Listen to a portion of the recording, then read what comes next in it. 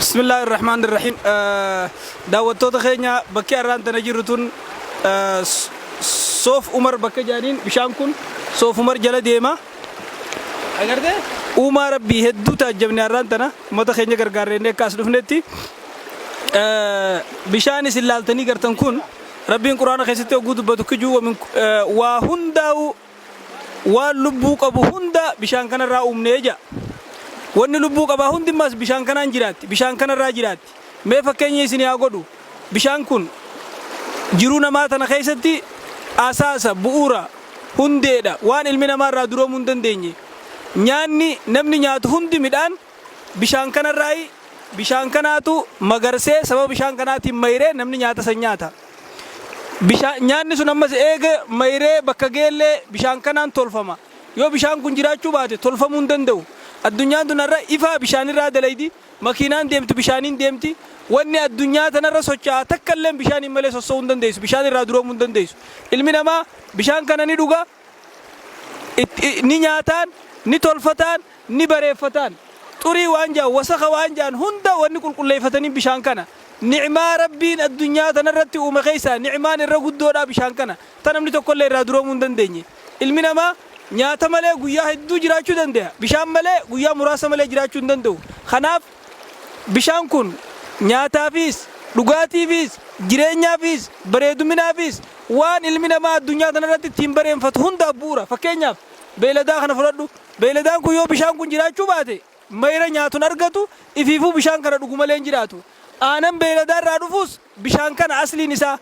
yoo mayree beeladaan bishaan nyaattee isa kana dhuyde aanan baasuu dandeessi saniin alatti aananis bahuu hin danda'u wanni takkallee wanni addunyaa tanarra jiru takkallee bishaan irraa duroomuu hin dandeessu jechuudha bishaan malee jiraachuu hin dandeenye har'a amma dhufaatii as dhufne kana rakkoo uummata keenyaa waggaa xiinxallee ilaallu dhaba bishaaniiti dhaba roobaati xiqqeenya roobaati xiqqeenya bishaaniiti bishaan irraa fagaachuudhaatu uummata keenya rakkoolee tana hundaaf saaxilee jechuudha kanaaf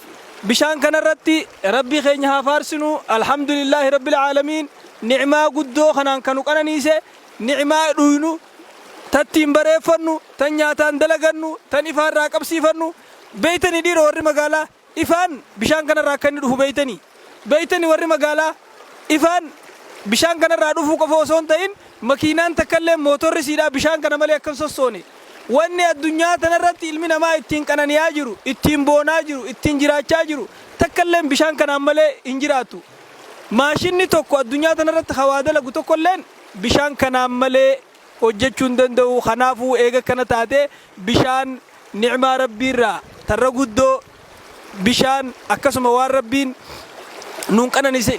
qananiise keessaa tarra guddoo tan nuti irraa duroomuu hin dandeenye jechuudha kotta tanaaf nabiin keenya sallallahu alaihi wasallam namni tokkotti dhufee harmeetiyyaan irraa du'e ni sadaqadhaayii jennaan sadaqadhuu jeen maalin sadaqa dharra caalaan sadaqaa maali yennaan bishaan namoo baasuudha jeen jechuudha kanaaf hawaasa keenya ni'maa rabbiin nurratti hin qananee bishaan kana hagam akka inni guddaate hagam akka inni ulfaataate isaan malee akka jiraachuu hin dandeenye isaan malee akka sossoo'uu hin dandeenye oollee buluu kan dandeenye dawaan keenya dawaa ilmi namaa ittiin jiraatu hayaata jiruu ilma namaa jechuun ni danda'ama jechuudha kanaaf ulamaan islaamaa almaa sirrul hayaat bishaan iccitii jiruu duniyaatii jaan jechuudha bishaan jiraachuu baannaan namni addunyaa irra jiraachuu hin danda'u bishaan jiraachuu baannaan